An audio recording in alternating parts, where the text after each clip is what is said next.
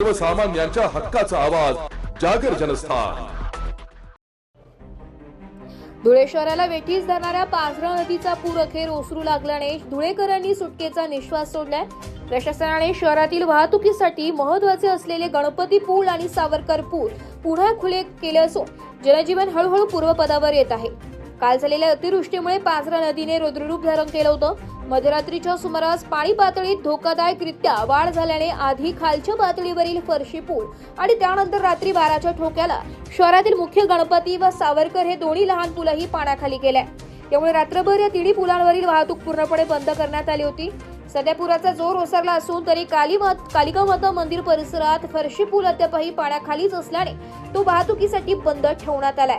नागरिकांनी पर्यायी मार्गाचा वापर करावा। सुभाषनगर व एकविरा देवी पुलावर नागरिकांनी मोठी गर्दी केली होती। पाणी बघण्यासाठी असे आवाहन प्रशासनाने केले।